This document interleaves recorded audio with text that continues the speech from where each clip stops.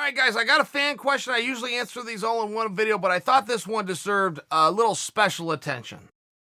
Hi Chael, I'm a huge fan from Korea. I'm really interested in UFC Fight Night 165, which is going to be held in South Korea.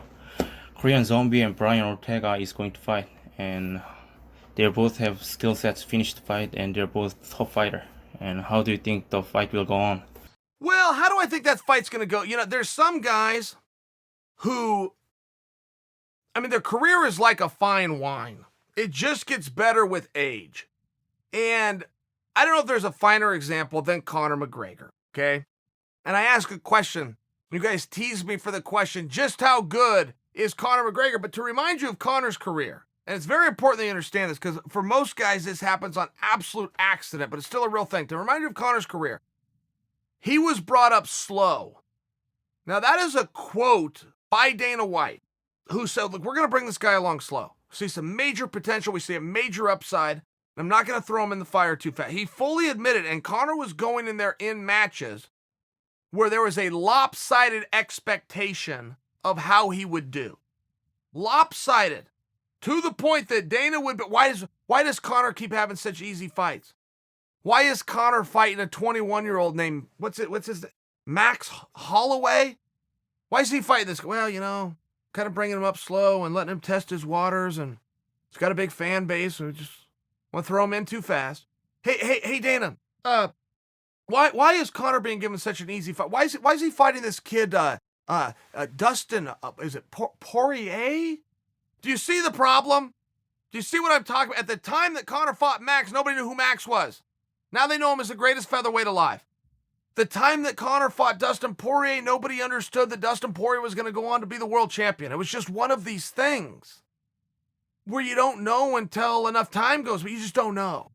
I can tell you a mega fight that happened that would have been a dream fight, but at a different time, which was Demetrius Johnson took on Dominic Cruz. Well, nobody understood that Demetrius Johnson was going to shift weight classes and go on to be the pound-for-pound greatest fighter on earth. Nobody knew that Dominic Cruz was going to change organizations and go on to be the champion of the world. Okay. But there's matches that happen like this. And you have to look back and go, wow, I dismissed that guy, but I didn't understand who his opponent was. I bring that up because in many ways, we're seeing Korean Zombie go through that. In many ways, we're getting reminded of this as recently as 3 days ago. Okay? When Yair Rodriguez knocked out Korean Zombie in one of the most exciting and dramatic fights of all time. When that happened, there was 1 second left on the clock. The judges' scorecards were already turned in, and had that final second gone by, the decision unanimously was going to go to Korean Zombie. Unanimously. And now that we're seeing how nasty Rodriguez is, and Zombie was only 1 second away from beating him, it does beg the question, just how good is the Korean Zombie? Right? It's one of these things where sometimes you just don't know. What appears to be so obvious in front of your eyes, there's a little bit more to the story. There's a little bit more pulling of the strings behind the scenes, and it's hard to know. So when I ask you that, just how good is Korean Zombie? When I ask you that question, and you put that in conjunction with the revelation that we've all got, that Yair is absolutely incredible, and Zombie was the second from getting the jump on it. But then you have to go back to Ortega.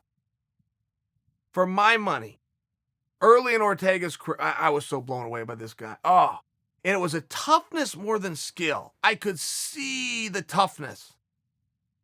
To have a guy be tough is one thing. When a guy is so tough that you can see it from a distance, it's something special, and Ortega qualifies as that. I thought over time he got better. I thought his skills were very solid when he made him, but I thought he made up the ground. And I thought the difference in those victories and him getting his hand raised was the most honorable part of the sport, which was him wanting his heart, his mind. This isn't strength in a fight. This is strength in a fight. And I thought Ortega really had that. And now I feel that his skills have also caught up.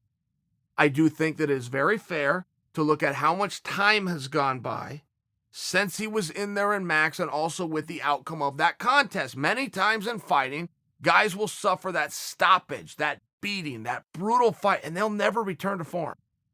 There's something about it that scares them. There's something about it that they were naive to before, where they thought this could never happen to me, and when they realize it can, whoa. They look out for it, and they're cautious the entire time. Now, there's nothing in Brian Ortega's past or present that should lead us to conclude that that will be his future, but there is things in other guys' past, other guys that have been in his shoes, that have taken them to the point where their careers just never got back on track. So to offer that up, and that's all I'm doing is offering it for you. I'm not predicting it, but I think it's fair game by me, and I think it's very fair game by you guys to wonder, an athlete who'd been out for a meaningful period of time, who's never had to go all 5 rounds, but now he's back in a 5-round contest. Where is his shape? Where is his mind? Where is his drive? Where is his want? And as much as we question that, the answer in hindsight may full well tell us, oh my God, it's stronger than ever. His drive is stronger than ever. His shape, his timing, his speed, his skills are better than we've ever seen. Sometimes that's the answer too. But that's not something that you would generally predict. That's something you see in hindsight. I do believe Zombie to be one of the best fighters alive. I do believe Ortega to be one of the best fighters alive. The ratings and the rankings support that. I just offer, when you want a prediction from me of how this fight is going to go, I have a lot of questions. And the fight itself is going to give me the answers. Uncle